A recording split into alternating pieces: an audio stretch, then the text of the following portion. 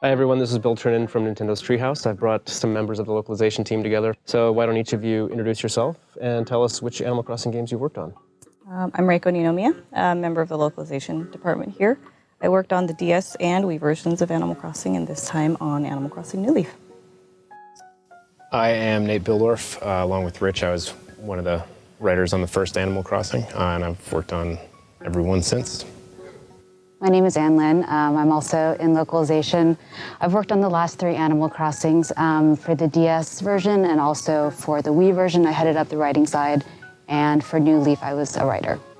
I'm Rich Amtower. I worked on just about every Animal Crossing since the first one as well, working as a writer alongside Nate and working with you. Do you guys want to talk a little bit about the development and the localization of the first game? And then we can talk a little bit about when things started on New Leaf. Yeah, sure. It was hectic. We were new. Yeah. Then, I mean, Rich and I both came on basically at the start of GameCube development, and that was shortly thereafter. I was just looking at our notes, and it was, I think, early 2002 when we were actually writing. But we started before that with the naming. Mm-hmm. There was, as you know, there were 8 billion things that we had to name.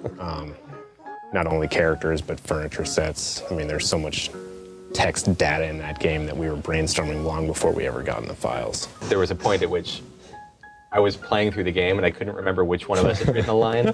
I checked with you and you're like, I didn't write that. We wrote it in a fugue state. Yeah, there was some, I don't know, there was some hybrid thing going on where I don't know even who's responsible for half the lines in that game anymore. Yeah. Probably all told though, I bet it was about 8 months or a year. Even before we started on the writing, Nate mentioned the items, but we were also researching new items to add to the game. The development team really wanted this to feel the way for an American audience that it did for a Japanese audience.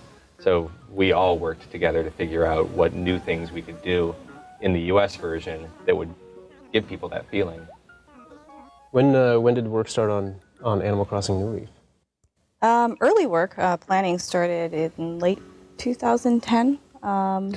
We're really, really fortunate with this franchise. I mean, development teams in Japan are always, really open to our feedback, but especially with this franchise, I think they really understand that it needs to feel close. It needs to feel comfortable and warm and familiar.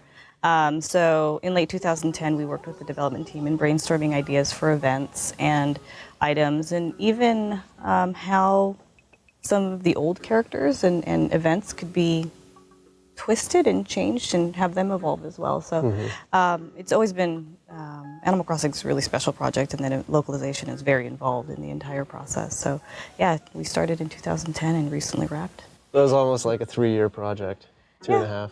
Yeah, it was actually, the actual translation we started in, I like to put the pin right around March of 2012.